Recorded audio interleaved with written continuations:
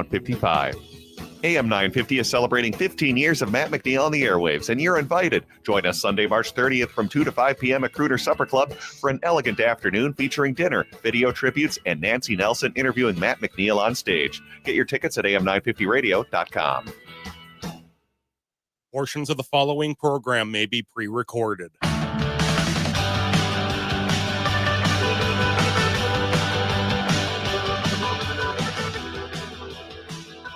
Broadcasting live from the studios of AM 950 KTNF, the progressive voice of Minnesota, and streaming live right now on our YouTube channel, youtube.com/@TheGailey Welcome to The Gailey Show. I am your host, John Parker. In studio with me, executive producer Jim Pounds. Hey, all. And in the control room with us is Patrick Lilia. Hey, Patrick. Good afternoon. So what is on the show today? Well, the Department of Defense has deleted the webpage on their website detailing the military service of Golden Girls icon B. Arthur, part of a purge of 24,000 articles from their website. We're going to talk about that. Plus, we're going to have a conversation about the current state of the Democratic Party. But up first, a week from today, April 1st, Wisconsin will have an election for their next Supreme Court justice. The outcome of this election will determine if the court will continue its only two-year liberal majority, or go back to the conservative majority that will have huge negative impacts, not just for Wisconsin, but also for control of Congress as they'll look at the congressional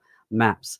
It will also have a huge impact on the LGBTQ community, given the attacks the Republicans have been waging against the community for time immemorial. Joining us now is Abigail Sweats, who is the executive director of FAIR Wisconsin. Abigail is an award-winning teacher, having been named the 2017 Educator of the Year by GSAF and recently served as the communications director at the Wisconsin Department of Public Institution. Hello, Abigail. Welcome to The Gailey Show. Hello. Thank you so much for having me. So let's start with the election next week. The conservative candidate, former Attorney General, Brad Schimmel, said that he wants to return to biblical marriage if the Supreme Court overturns Obergefell. He supports empowering legal exemptions to religious organizations so they can discriminate against LGBTQ patrons and customers. That is just part of the story. Can you share more about his record and what his election would mean to Wisconsin? Absolutely. I would be happy to, because to be very clear, I think Brad Schimmel would be a dangerous addition to the Wisconsin's Supreme Court because he poses a threat to our rights. And I say that as a Wisconsinite and as a queer Wisconsinite. And obviously I am all of those things, but I think he endangers the rights of Wisconsinites in general and also in specific for our LGBTQ plus community. And I don't want to lose that perspective, right? So the first thing that comes to mind when I think about how Brad Schimmel is unfit to be a Supreme Court justice in Wisconsin is because he just recently launched an anti-trans attack ad. Actually, I think there are two now that are statewide television. And I mean, we saw this slew of disgusting, ugly anti-trans attacks in the November 2024 election and in some states before then as well. And I just find this cynical attempt of his to sow fear by preying on our trans friends, families, and neighbors in Wisconsin absolutely disgusting and frankly disqualifying. I've said it before, so many more have said it as well, that in the face of anti-trans attack ads, we cannot let them work. And frankly, they really didn't. I know some of the people who ran them won in previous elections, but there is polling that shows that the undecided voter was not swayed by that slew at the very end in November of 2024. So politically, it doesn't work. And ethically, it's morally reprehensible. So let's just stop. We got to end this cycle. It's disgusting. We have to move on. People are not issues and children are not weapons. And the healthcare and safety and support are for everyone. And the more we repeat that, and the more we lift the humanity of our trans neighbors, friends, and families, the more we realize that someone like Brad Schimmel being on the state Supreme Court would be a threat to the people we love and care about. And I think that's really the first thing that comes to mind when I think about him being someone who just cannot stand for rights for all if he's running that kind of attack. Those are antithetical to each other. And of course, there's more, right? So one of the other things I often think of, it really just doesn't. But when I think about the bills that become law that will then go to the state Supreme Court to decide whether or not they are constitutional, every single bill impacts the LGBTQ plus community, almost always disproportionately, because we are already marginalized and oppressed. And so even if a bill is not specifically about our community, it does impact our community. And that is why I think having an impartial, fair, truly unbiased jurist on the Supreme Court is so important, because every single law is at stake here, right? And so that's why I think I'm very glad that the Political Action Committee, that is Fair Wisconsin's Political Action Committee, has endorsed Susan Crawford in this upcoming election. Can you tell us more about Judge Crawford and her record? Yeah, absolutely. So Judge Crawford represented Planned Parenthood in challenging, along with state and national ACLU, the 2013 law that was signed by Republican Governor Scott Walker that required abortion providers to have admitting privileges at nearby hospitals. This was in the early 2010s when all of the states were doing their creepy crawly attempt to try and get Roe v. Wade overturned, which we now know, of course, is all the more important that we were able to not have that law in Wisconsin. She called the 2022 overturn of Roe v. Wade wrongly decided. And I think this is important. She also spoke about how it was the first time a court had ever taken away a right that had been recognized and long vested under the United States Constitution. And I think that's so important because it shows who she is when she is making decisions looking forward. And I think that combination of having represented Planned Parenthood and then also this view of why it is so important to keep the rights we have enshrined in our law continuing, I think those are two perspectives that are really important to me for when I think about Judge Crawford. She also has affirmingly committed to protecting the fundamental freedoms and rights of all Wisconsinites. And when specifically asked about protections for trans people in Wisconsin, went back and had a very honest conversation with the reporter about how she would need to learn more about what there is in Wisconsin law, because unfortunately in Wisconsin law, there isn't a lot. Wisconsin non-discrimination law does not cover gender identity, and that is something that is unfortunate the way it is right now. And we, as Fair Wisconsin is a civil rights and political advocacy organization, are working very hard to try and change that. But in the meantime, when you have someone who understands the limitations of the law as it is versus someone who is actively pandering on fear to make the laws as it is worse, I think it's a pretty clear choice.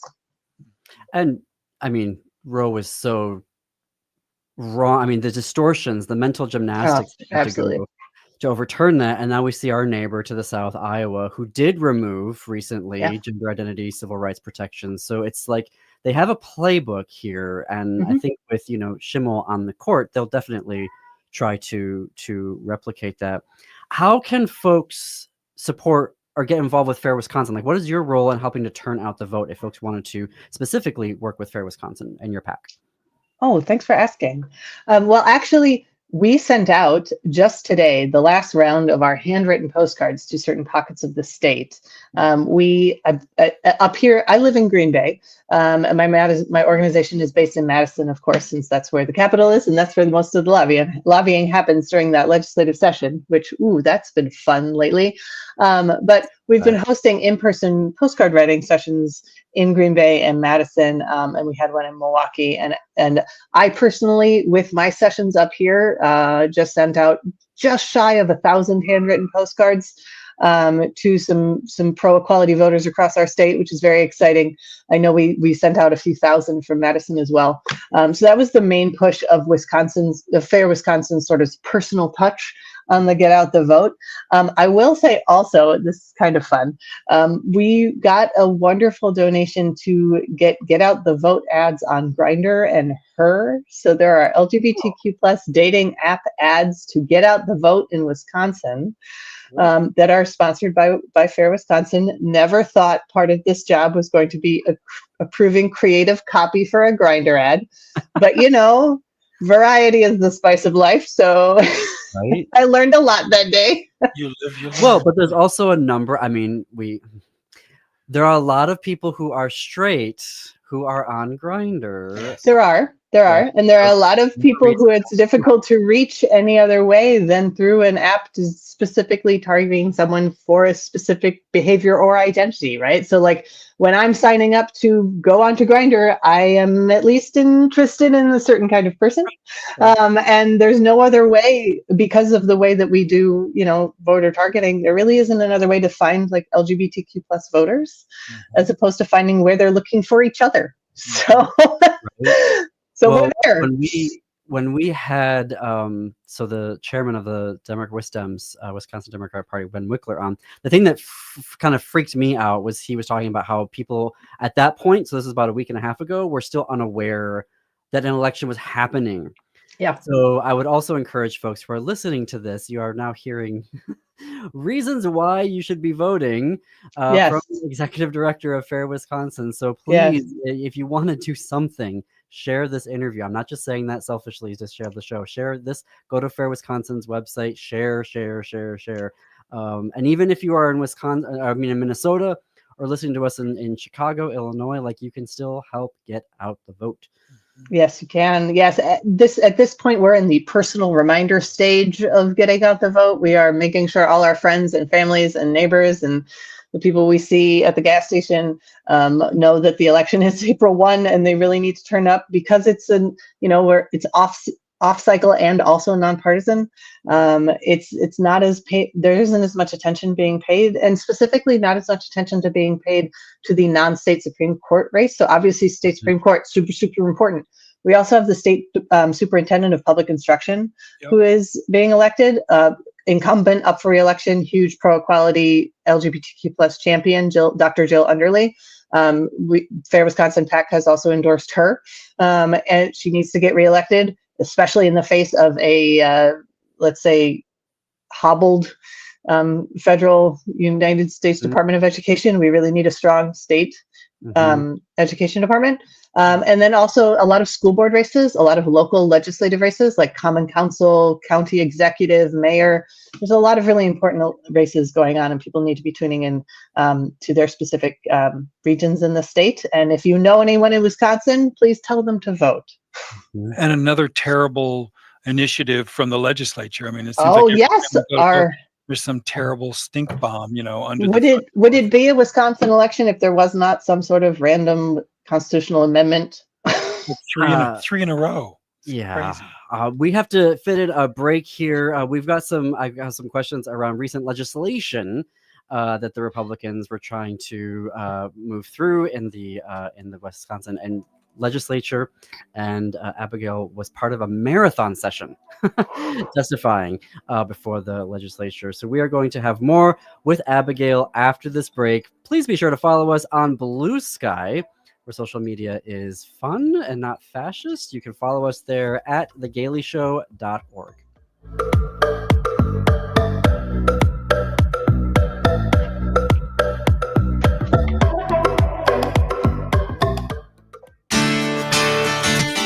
Greg Bakken here. Like you, I love good, fresh, delicious food.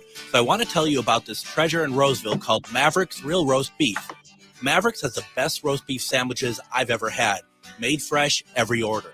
Add fries or onion rings dropped in the fryer when ordered, and you have a winning combination. Maverick's Real Roast Beef has a lot more than roast beef, so check out their website, mavericksbeef.com, or check out their restaurant on Lexington in Roseville. Hey, it's Patrick. We're headed into March, which means spring cleaning is almost here. You're about to realize that, and so is just about everybody else, too. That's why you need to beat the spring cleaning rush with big savings and priority booking by calling our friends at Zero Res right now. We just had Zero Res over at our house last week, and they did such a wonderful job. They were on time, professional, and we couldn't be happier with the results. Spring is a time for renewal. Let Zero Res help you refresh your home with clean carpets, fresh floors, and improved air quality. This month, get 3 rooms Zero Resified from Minnesota's #1 carpet cleaner, starting at $129, and take $75 off an air duct cleaning. Again, that's 3 rooms starting at $129 and $75 off an air duct cleaning. Beat the rush. Call now, 952-0-RES, or go to ZeroResMinnesota.com and ask for the AM 950 special. That's Zero Res. Backward or forward, smells the same. Real facts, real opinions, real talk. The Tech Mobility Show is Minnesota's program for news, information, and perspective at the intersection of mobility and technology. I'm Ken Chester, your host. I delve into the current mobility and technology trends and topics that impact you. Things are changing fast, and I cover these topics in a way that's easy to understand. By tuning into the Tech Mobility Show, you can stay informed about the latest happenings with self-driving vehicles, electric airplanes, and more. That's the Tech Mobility Show, heard every Saturday from 9 to 10 p.m. on AM 950, the progressive voice of Minnesota. Hi, I'm Scott Shambot from Shambot Family Dentistry. We're the fear-free, shame-free dental office. If you're having a dental emergency, we'll try and get you in the same day you call because we don't like to see anyone in pain. And we'll help you get through every appointment in the most pain-free way possible. As my daughter Rachel says, if you don't see my dad, please see another dentist. Take care of your teeth because they're the only ones you get. Shamblat Family Dentistry in Hopkins and St. Paul. Find them online at shamblatfamilydentistry.com or call 1-800-FIX-MY-TEETH. I was born and raised in Ward 12. I played ball at Hiawatha Park, saw movies at the Riverview Theater, and biked around Lake Nokomis. This city shaped me, and now I want to fight for it. I'm Becca Thompson, and I'm running for the city council to make Minneapolis a place where every kid can grow up feeling safe, supported, and heard. Join me on April 8th and caucus for our future. Learn more at voteforbecca.com. That's vote, the number 4, BECKA.com. Prepared and paid for by Friends of Becca Thompson 2025.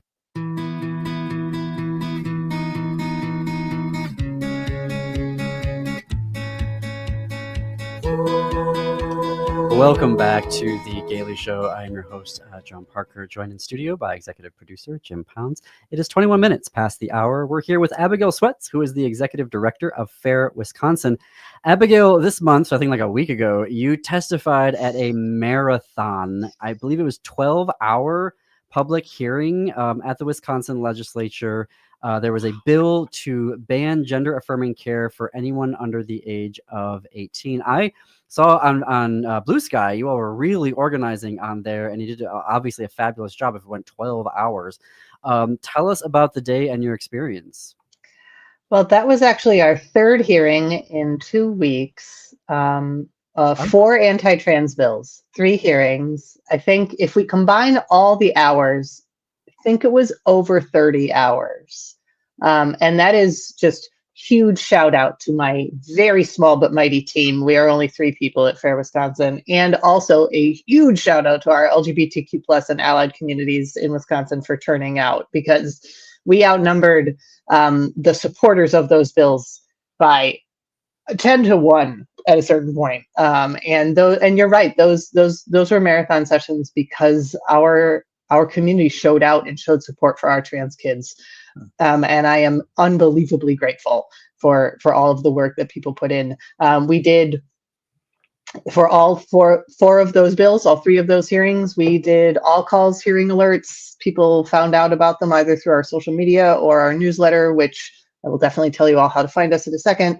And when we do these hearings, especially because of how toxic the hearing itself can be, we also encourage people to submit written testimony to us, and we will submit it for them for it to become part of the public record of the bill if they're not able to make it in person, especially since no one ever gives us more than about 36 hours tops in advance notice of this. It's hard. Wisconsin's a big state. Getting down to Madison at a drop of a hat is not easy. So I was just incredibly impressed. This is my first legislative session as executive director. I have never seen the machine work quite like this before. And wow, we really turned out. I was so proud to be a part of it. Those hearings, we had the hearing in very early March about an anti-trans athlete bill and a very restrictive pronoun and name usage bill for K-12 schools. We had an anti-trans athlete bill in colleges and universities committee. And then we had the youth trans healthcare ban attempt in the hearing that you're speaking of specifically. And that was by far the longest. We organized tens of thousands of pages of testimony being turned in on behalf of Wisconsinites who sent it in to us. And I would actually say that hearing would have gone even longer, except that it started at 2 p.m. and the chair decided to only hear from the other side for the first few hours. And so slowly but surely, some of the people who were there to testify with us against the ban, had to leave. I testified about 7 hours in. I live in Green Bay. I had to get home, so I left. My team was there until almost midnight. It was a lot. And also, I don't know if anyone else has seen this, but there's a gentleman in Wisconsin whose name is Larry, who was also at the hearing, and he is making the rounds on the internet because he came to support the ban. He listened, and after about 8 hours of testimony in, he testified against the ban because he had learned from the trans people in the room and from all of us who love our trans friends and neighbors and family that this is medically necessary, age appropriate, good, high quality, needed health care. And he testified in support of our community, in support of our trans kids. And it is a beautiful thing to watch. So if you have not seen it yet, go look for Larry on YouTube. It's amazing. He also gave an interview to a Wisconsin newspaper. I believe it was yesterday, and he is steadfast. He has not changed his mind. He is dedicating the next 6 months of his life to learning more about the trans community. I think he's in his 80s. I mean, we're talking about a true heart change here. And it was a really beautiful thing to see. And that is what telling our stories makes possible. And it was a painful day. But if all that came of it is that Larry got up and publicly announced his change of heart, and that is not all that came from it, but if that would still be a beautiful, wonderful thing that was worth it. So yeah, it was quite a hearing. Who was the chair that was only allowing anti-speakers for the first several hours? I don't want to go too far in on him personally. Okay. I'm hoping he has learned also from the stories he was hearing. Well, if it's not Romaine Quinn doesn't learn anything. So I'm not sure that it was him. He's literally one of the worst public servants I've ever had to have as a representative.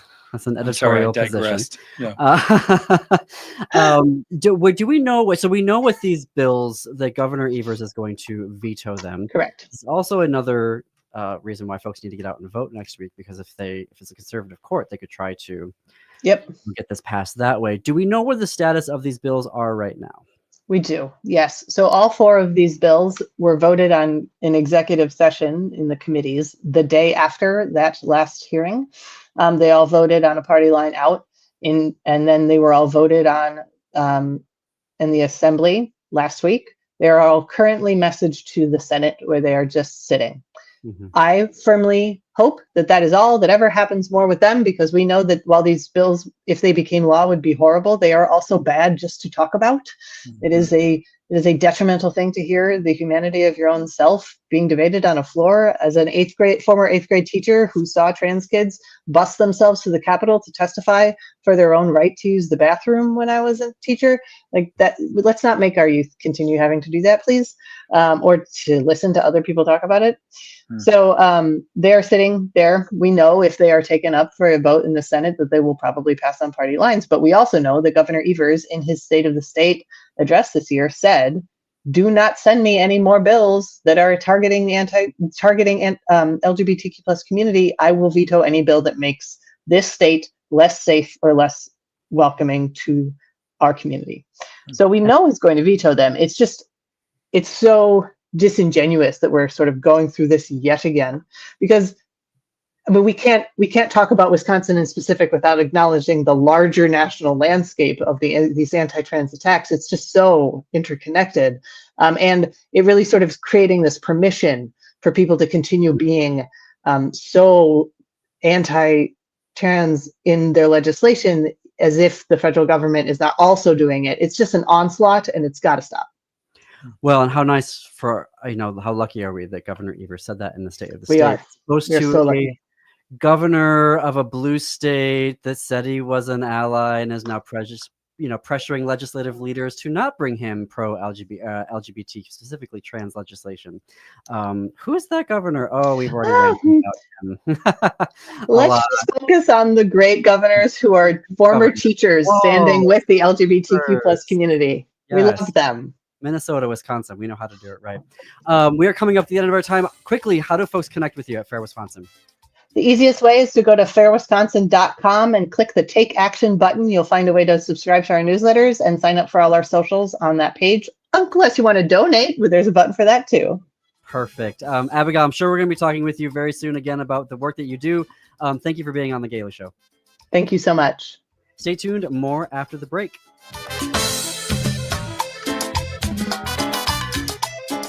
This is Santita Jackson. Monday through Friday, 6 to 8 a.m. Central, we'll bring you the best progressive talkers, thinkers, and doers on AM 950, Minnesota's progressive voice.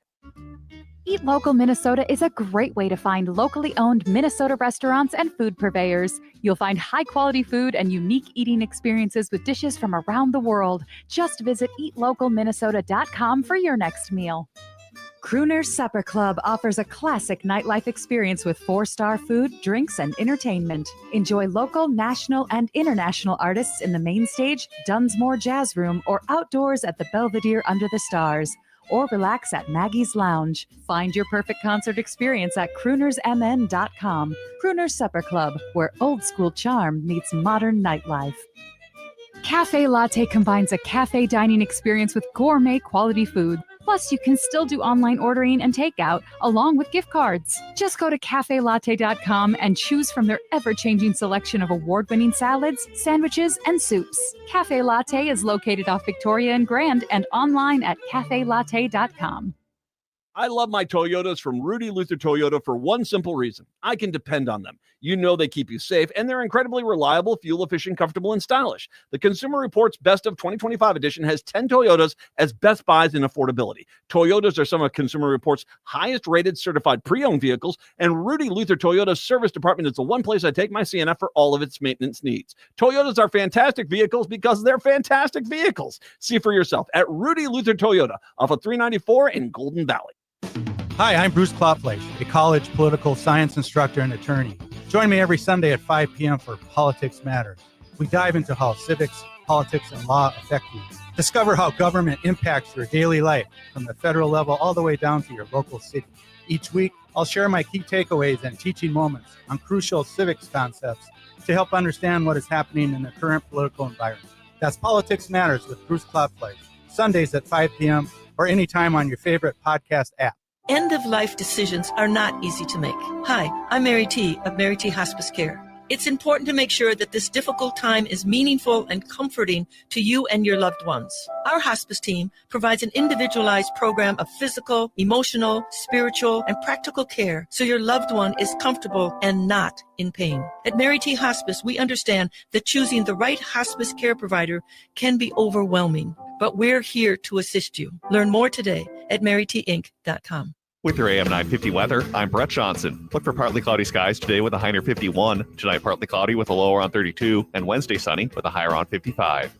Grab a tray of Cafe Latte's cafeteria and select from a wide variety of soups and sandwiches. The bakery has fresh baked bread daily, along with cakes and more. And the pizza and wine bar features gourmet pizzas that pair perfectly with their 30-plus wines by the glass. Located off Victoria and Grand, more at cafelatte.com. You're listening to AM 950, the progressive voice of Minnesota.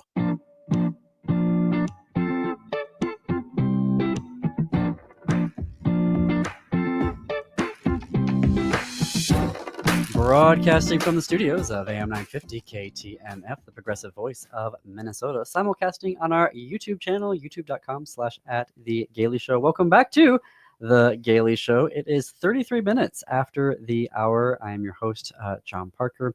I thought that was great. This was the first time that we got to talk with Abigail Sweats from Fair Wisconsin, and I really hope that we're able to have Abigail back on because there's so much to talk about of what's happening in Wisconsin. But as a toss-up state, or was that swing state rather, there's so much the closest swing state, and so many elections, except for 2 years ago when Judge Protastowicz won her election, Supreme Court election in April, and trounced the conservative candidate by 10 points. Yep.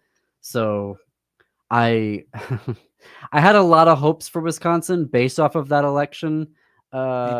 Based off of that election for last November. Yep. And now I'm just back on tenterhooks, hoping that I know that the you were saying during the break that youth vote really powered Judge Protastowicz to her win.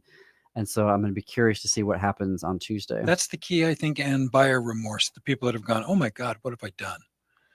That's. If you don't like Elon Musk, he has dropped Here's your chance. blank amount of money 10 million. into this campaign, it is the most expensive Supreme Court race in Wisconsin history, which the second most was 2 years ago with Judge Protastowicz when she won. So it is.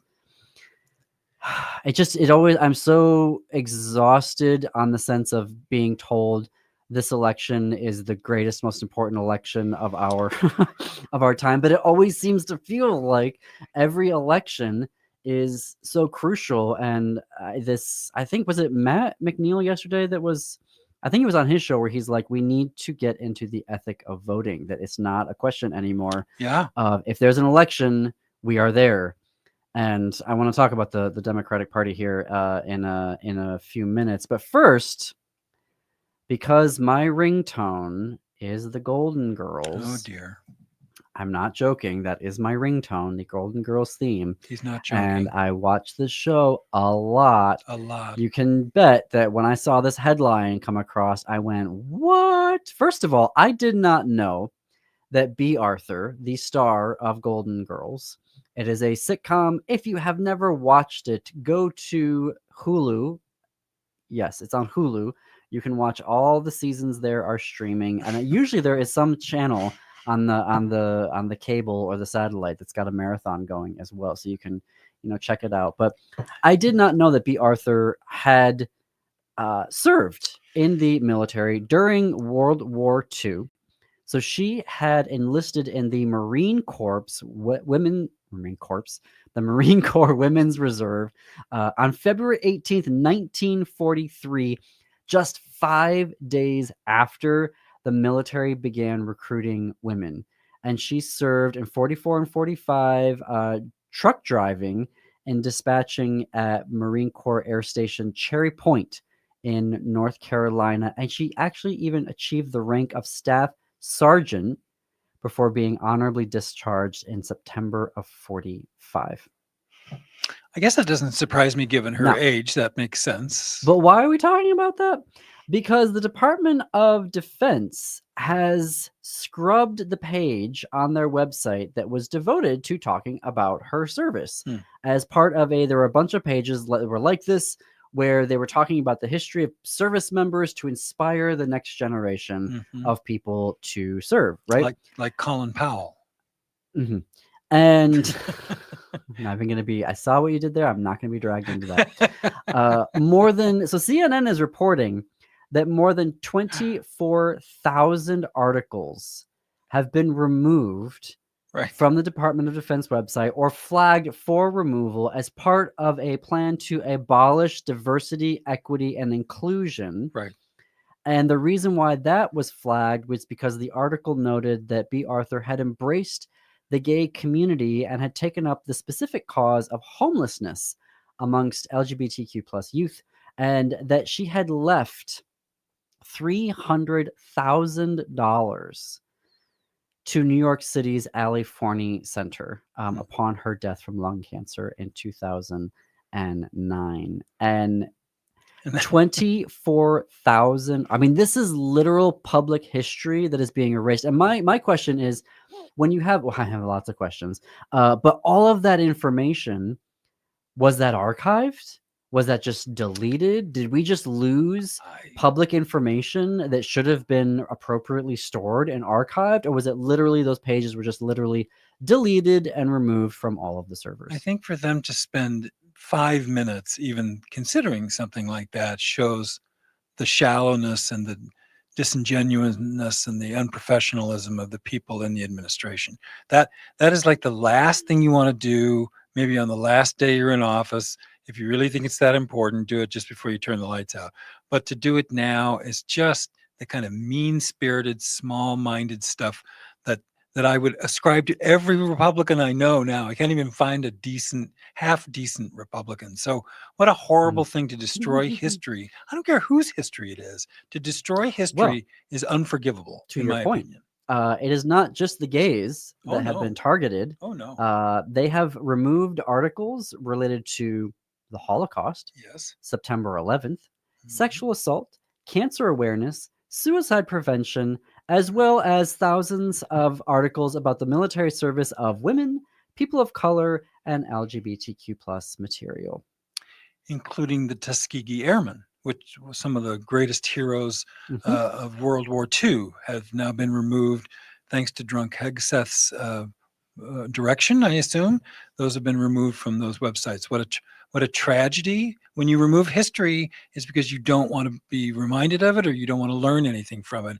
And that puts us in a really precarious and dangerous place.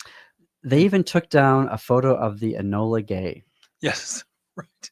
Which, for folks who don't know, was the airplane Right. that dropped the atomic bomb on the city of Hiroshima. Right. And there's a lot to get into there. I also am amongst the people that believe that we didn't need to drop that atomic bomb, and certainly not the one on Nagasaki, but there should have been no deployment of nuclear weapons.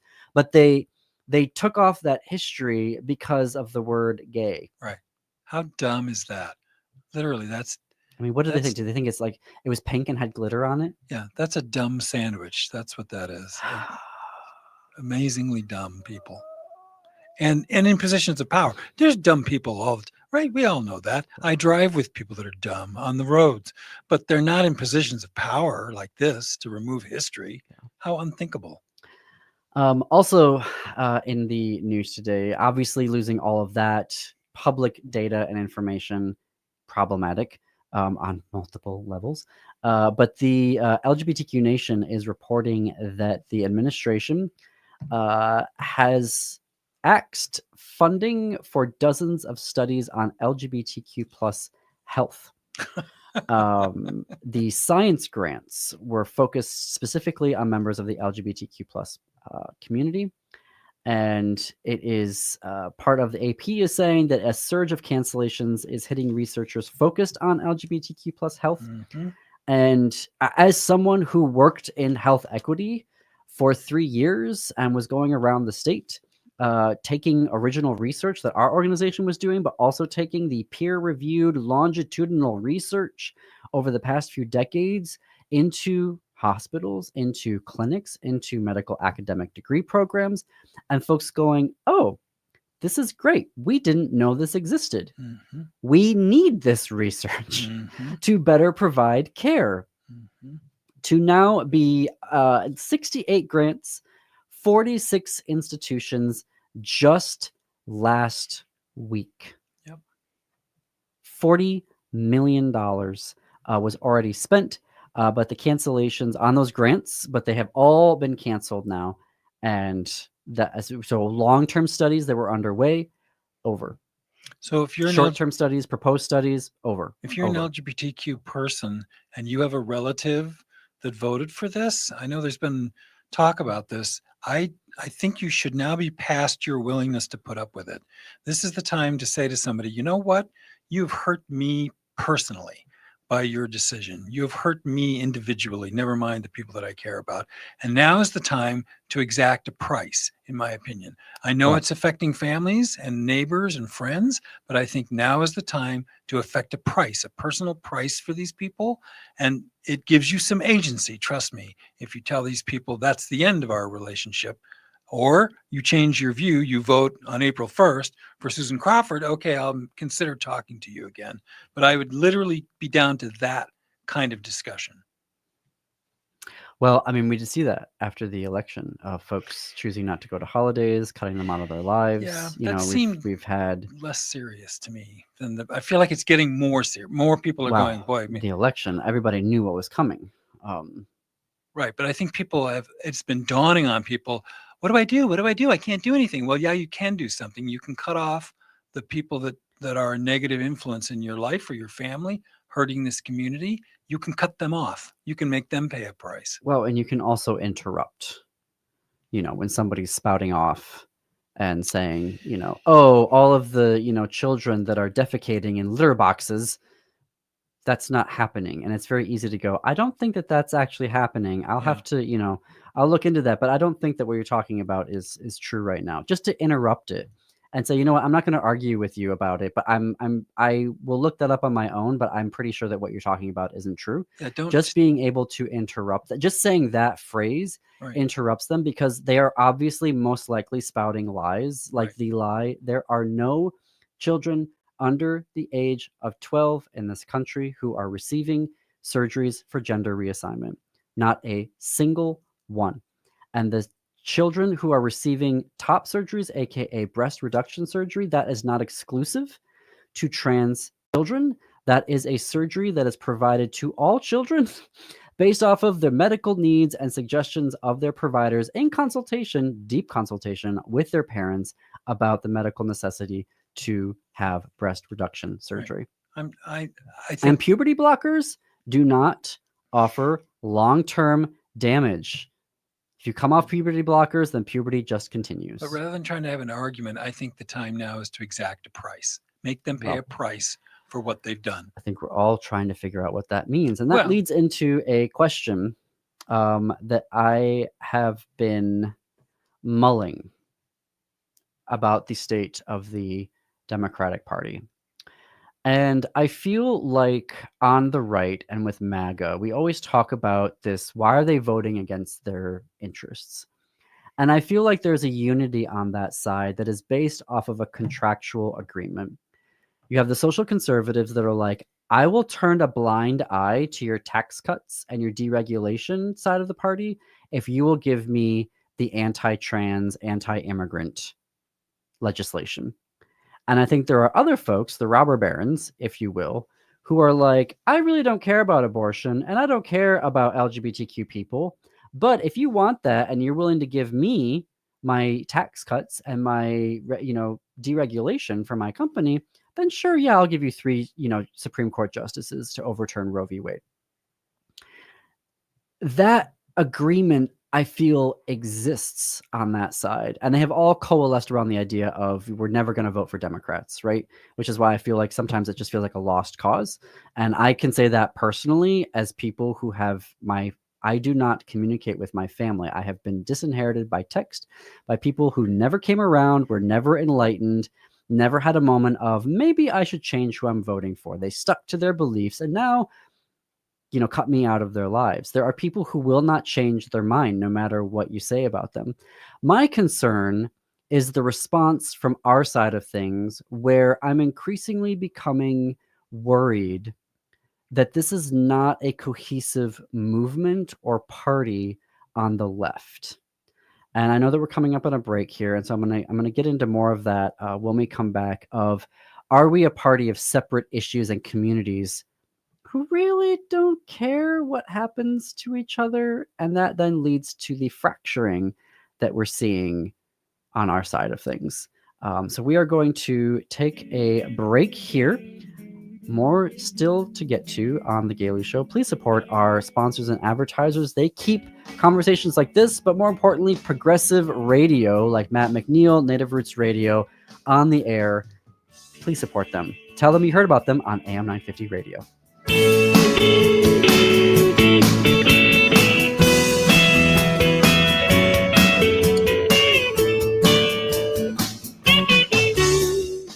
Connections Radio Show is all about tapping into our hardwired hunger to connect. We examine meaningful connections to ourselves, our community, and the world around us.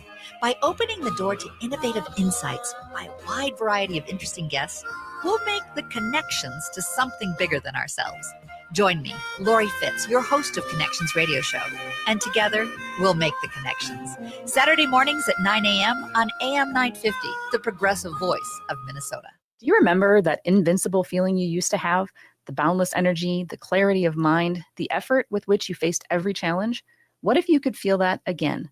If you ever took a biology class and heard the term mitochondria, this is the powerhouse of each of your body's cells. And this is where energy is created to do all the things we do. The demands of modern life, such as stress, aging, and environmental toxins, decrease our mitochondrial function, and we experience things like decreased energy, brain fog, and we generally feel exhausted. At Hypercharge Wellness Centers, our treatments offer gateways to rediscover your lost essence, to feel alive, invigorated, and whole once more. Call or go online to schedule your free introductory session valued at $200 today. This is your opportunity to feel the difference for yourself. No matter where you are in the Twin Cities, there is a convenient location near you. Visit hyperchargeclinic.com now. That's hyperchargeclinic.com. Hypercharge is hope.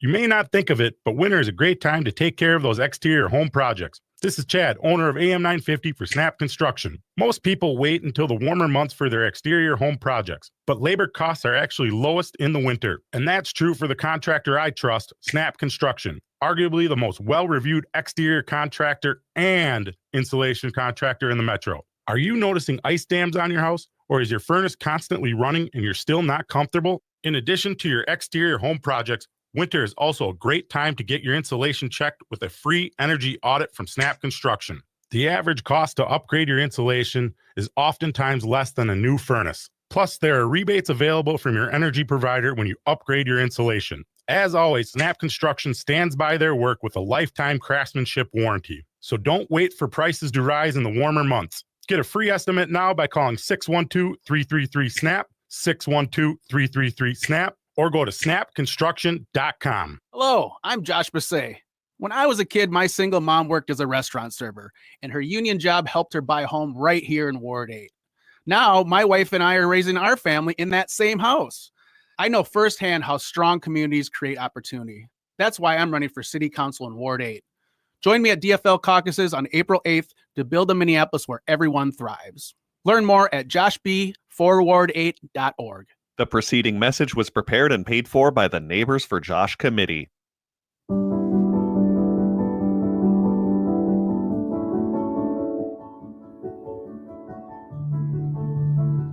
Welcome back to the Gailey Show. I'm your host, John Parker. In studio with me, executive producer Jim Pounce. That music is just so lovely and calming. So I was having a think, and we still have time for folks to call in if they want to. 952-946-6205. 952-946-6205. The LGBTQ community, I don't think, has a position on, generally speaking, about undocumented immigrants. If you just randomly went to a voter and said, what is your position on undocumented immigrants? They'd be like, I don't know. Do I have one? I don't think they should be kicked out. But there's not like a, coalesced policy formation on that. And I don't know if the, other communities within the big tent of the Democratic Party really care about trans rights. An Ipsos poll came out earlier this year that were like, only 4% of people in the poll said that they cared about LGBTQ rights as a primary issue of theirs. And so the thing, it'd be great. That's nice. I really don't have an opinion about this either way. And that worries me on our side of things, the center left liberals, the progressives, about how we're going to respond. Because if we are just a group of communities that comes to the party based off of their liberal political construct, that we come in and go, okay, I want gay marriage. I've got gay marriage and now goodbye. Or I come in there and I care about trans rights and now we've got trans rights. Okay, goodbye. How that is not a counter-revolutionary movement to take back power, A, and B, have a vision for this country, because we've seen this playbook before and how it turns into an utter disaster when you implement these policies over the long term. Disaster for the international relations, disaster for the economy, disaster for kitchen table issues, for civil rights, for voting rights. We've seen the script play out before. So there is going to be coming very soon a moment where we need to be able to take power again. But if we are just sort of in it for our own issues, how do we develop a movement response to that? And I think that is where we differ from the other side of the aisle, is that they are very clear about, this is a contractual agreement. You give me my justices to go after the gays, and to overturn abortion, and I'll go with you on your tax cuts. We don't have that here. And we see this playing out with like Senator Slotkin in Michigan, sort of criticizing Representative Alexandria Ocasio-Cortez and Senator Sanders for going on their tour, getting tens of thousands, 34,000 people turned out to a rally in Colorado. And you've got people that are just willing to stab them in the back. I think that coalition on the right evolved at the beginning, as we've discussed. The religious people weren't part of this. They couldn't give a crap about abortion. It was the Republicans that convinced leaders in the churchy movement that they could get a whole lot of people giving them money and going back to church and getting all involved if they found something to get them all riled up. So they rose this dead bird of abortion, and suddenly all the flock did exactly what the Republicans projected they would do. They gave money. They got all upset about it. It was all a big issue, but they weren't part of the Republican, whatever train. It was a little tiny train of rich people, selfish people, and haters. That was their group. And now they've added to it the religious extremists, and it suddenly made them viable in parts of the country where they weren't viable. And now everybody realizes, I think, how much the average American respondent to a survey, anyway, doesn't agree with them on virtually any issue. And so they've come around saying, if we don't stand together and they ask us our position on something, we are in trouble. If people know what we believe in our hearts, Republicans, we are in trouble. And so they're sort of dealing with it. Well, we'll take the gay people off the website. That'll do it. Or we'll scratch their name off of the thing in New York. We'll do these artificial nothing burgers to keep the hate riled up, to keep people feeling like something must be happening. Well, but it's not sincere. On our side, I also want to make sure that I'm not saying that on our side we have different groups within the big tent of the left. We do. That says we're anti-trans or we don't like gay. We want to get gay removed. I'm sure there are folks that are like that, but I don't think that I don't think they're anywhere near the majority. No. For every nonsense person like Gavin Newsom coming out against trans people, you have 10 more Democrats that are like, shut up, dude. But what I'm saying is that at least within the queer community, we don't have an immigration plan. Project 2025 was so comprehensive because it dealt with so many aspects of American life. We do not have a Project 2025 on our side. And I bet if you asked a lot of queer people about a voting rights plan, they'd be like, well, I vote. What else? They don't have a voter ID plan, but they also don't have an automatic voter registration plan. And this is not to criticize. I'm not criticizing internally the queer community. I'm just making the political observation that it feels like the individual communities come into the tent. We have our policy ask. We try to get it. Once we get it, we leave. Yeah, you're right. There is not a defining document. I think the worst example I can come up with of a portion of what was the Democratic collective was Latino men who appear to have said, you know what, we kind of like fascism better than democracy, which I have to admit in my heart was an absolute jaw-dropping stunner, knowing how much Republicans hate people of color, almost without exception, how deeply they hate them. And for them to manage to get those people to rally with them is... Well, again, I think the exit polls on that were, Latino men voters under $50,000 and like over a huge amount of money. Those were the ones that were favoring Trump over Harris. But anyway, it's an observation that we're going to continue to make here on the show because we need to find a way of coalescing and not stabbing each other in the back. People anyway, first. Matt McNeil Show is coming up next. After that, Native Roots Radio. Tell folks about the Wisconsin election and to vote. In the meantime, until tomorrow at 2 p.m., keep it queer, America. Keep it queer.